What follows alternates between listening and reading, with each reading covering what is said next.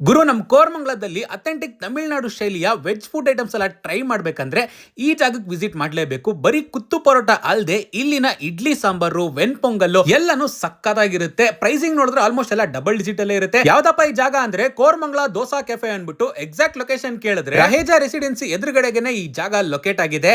ಹೊಸದಾಗಿ ಓಪನ್ ಆಗಿದ್ರು. ಇಲ್ಲಿನ ವಾಕಿನ್ಸ್ ಗಂತೂ ಕಮ್ಮಿ ಇಲ್ಲ ಗುರು. ಒಂದ್ಸರಿ ಬಂದು ಇಲ್ಲಿ ಟ್ರೈ ಮಾಡಿದವರು ಮತ್ತೆ ಮತ್ತೆ ರಿಪೀಟೆಡ್ ಆಗಿ ಬರ್ತಾ ಇದಾರೆ. ಫಸ್ಟ್ ಟೈಮ್ ಒಂದು ಹೋಟ್ಲಲ್ಲಿ ಟ್ರೈ ಮಾಡಿರೋ ಎಲ್ಲಾ ಐಟಮ್ಸ್ ಕೂಡ ನನಗೆ ಸಕ್ಕತ್ತಾಗಿ ಅನ್ಸಿದ್ದಂದ್ರೆ ಇದೊಂದೇ ಜಾಗದಲ್ಲಿ ಗುರು.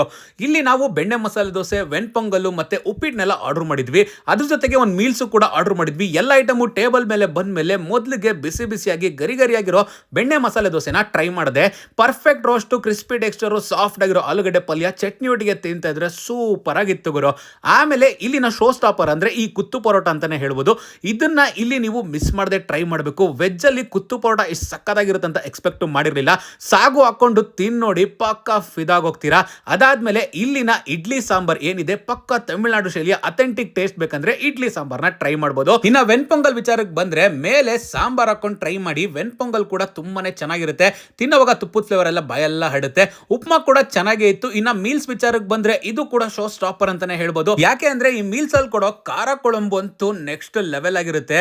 ಬಿಸಿ ಬಿಸಿಯಾಗಿರೋ ಅನ್ನದ ಮೇಲೆ ಖಾರ ಕೊಳಂಬು ಹಾಕೊಂಡು ತಿನ್ ನೋಡಿ ಪಕ್ಕ ಫಿದಾಗೋಗ್ತೀರಾ. ಅದ್ರ ತಕ್ಕಂಗೆ ಸಾಂಬಾರು ಮತ್ತೆ ರಸಮು ಕೂಡ ಇಲ್ಲಿ ಸೂಪರ್ ಆಗಿತ್ತು. ಕೋರಮಂಗಲ ಕಡೆ ಇದ್ರೆ ಈ ಜಾಗನಂತೂ ನೀವು ಮಿಸ್ ಮಾಡದೆ ವಿಸಿಟ್ ಮಾಡಿ.